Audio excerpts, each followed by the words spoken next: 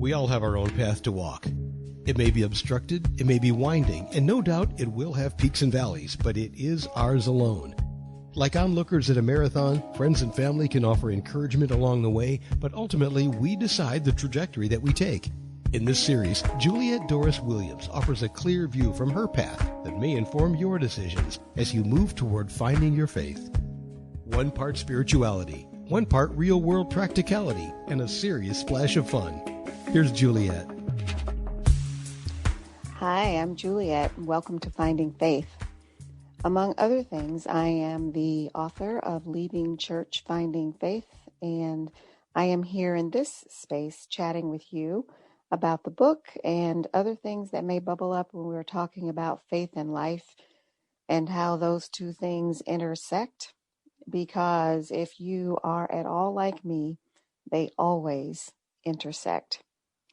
Hey there, friends. I'm back. Had to take a little break to attend to important day job stuff. Gotta eat and gotta pay the mortgage, right?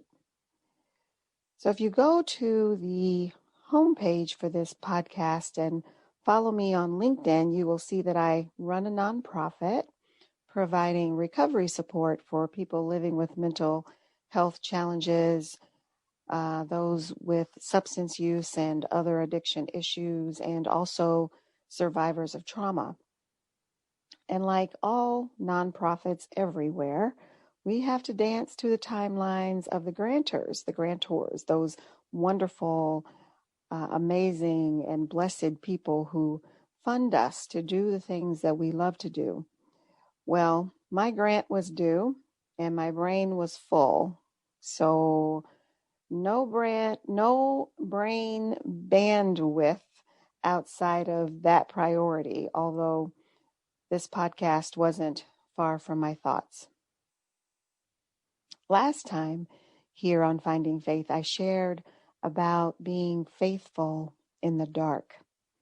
I shared how impactful one of Joe Biden's speeches was to me when he referenced a quote that gave him comfort while walking through the fog of grief due to the death of his adult son.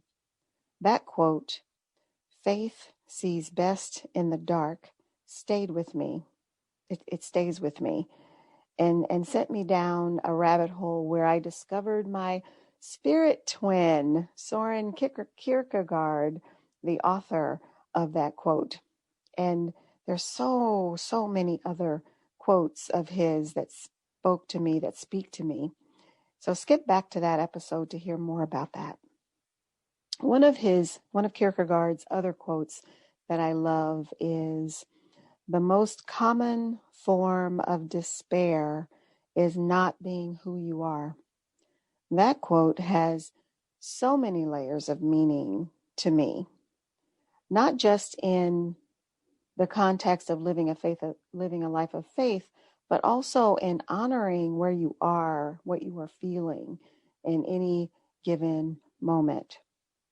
So last week, I needed to honor where I was, which was overwhelmed because of a deadline at work, borderline depressed due to lack of sleep, not a small amount of anxiety because of, partly because of too much focused attention on the news of the world.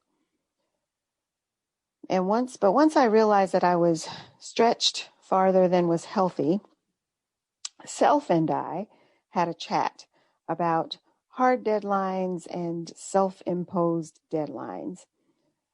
We talked about the implications and consequences of what happens if I don't meet all my obligations this week.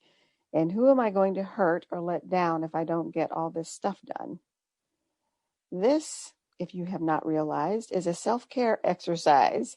I'm a social worker. We are accustomed to pushing and pulling and paying until it hurts. Actually, some of us can get to a point where we barely notice that we are running on fumes.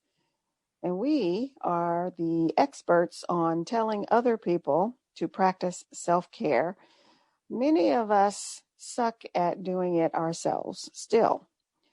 I've been here before, and never when the consequences of not meeting a deadline were so dire. Every decision does not require a me, myself, and I conversation. But this is an easy decision. No funding, no job, no house. And not just for me, but also for the 30 or so people whose livelihood depend on me meeting that particular deadline. So that was that. Yes to meeting the grant deadline. And I'll catch up to the podcast on the flip side. So when it comes to matters of faith, being who you are is so challenging, especially with so many messages and so much pressure to conform to the norms of faith, whatever that is. In earlier episodes, I talked about the many denominations that I personally actually belong to, and that was just a little more than a handful, but there are so many more separate denominations in the Christian church. There's the Protestant side, there's the Roman Catholic side. On the Protestant side, there are factions inside the same denomination. I'm not as familiar with the Catholic side, but there are several branches that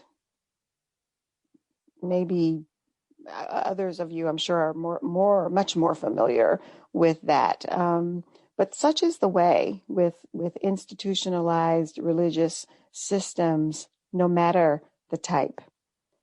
There is a pressure to conform to the tenets of that belief system, except what do you do when the belief system has two paths, when it has two roads? There's the social construct that embeds and surrounds the system, and there's the rule. There's the rule, the law, or the policy that is supposed to govern said system. The rule, the law, the policy being the guidance, the discipline, or the holy book from which rules and policies are operationalized. What happens when, in the operationalizing process, the rules and the policies diverge? They diverge in such a way that you have to decide, which road do I take here? The road to the left, and I'm not talking about left in terms of a political party or a political persuasion, but the road to the left is where all the party people are, but you feel a little bit out of place with the party people. And the road to the right leads out and away. There's no middle road. There's no middle option. Stay with the party people where you don't quite fit and conform, or go out and away. Out and away is obviously the road I took. Do I regret taking that step out and away? Unequivocally, no, but I haven't always felt that way. There was a long while that I doubted if I had made the right choice. I still am, a hashtag churchy girl. It was a while, quite a while, actually, before I realized that the thing in my head about what I should be doing and the thing in my heart that drew me back to that space were at war with each other. So me, myself, and I had a chat without words. This was an ongoing chat, and while I could not come to a decision, the fact that I was having the chat, the fact that I was in this place of indecision was enough to stall any action. It was enough to stall any forward motion. Have you ever done that? Just let things hang in the air like a balloon that's floating in the air that you just bat away when it comes too close to landing anywhere. My chat with myself was my balloon. And over time, the balloon just got smaller and smaller and smaller because the air that was keeping it afloat, the oughtas, the shouldas, and the couldas, no longer could find purchase in my spirit. Around about the same time that I realized I was no longer having an inner chat about the decision, that decision to go back or to be done with it, I also realized that I was okay. I realized that God was still here. She and I were on solid ground. I was still being guided by Spirit, and I still had love in my heart for the way of Jesus, and I still had a desire to go and serve. All that to say, being true to who you are is the opposite of despair. Indeed, being true to who you are is freeing. And yes, we live in a world with which we have obligations and commitments, and we should honor those as best we can, but not at the cost of yourself, not at the cost of your soul. That is too high a price to pay. So my faith teaches that we have been bought by a price, that we are precious in God's sight, that we are the apple of God's eye, and none of those things come with preconditions. My faith teaches that we, my friends, were loved first. And the best thing that we can do with that love is love inward and love forward. Loving inward is that self-care I talked about earlier, that honoring of the self. That loving forward is just what it sounds like. Extend love, send love, love big, love audaciously. The world needs that. We all need that.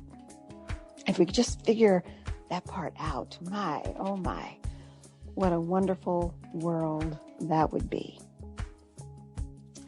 That's all for now. Sending audacious love to each of you listening. This is Finding Faith.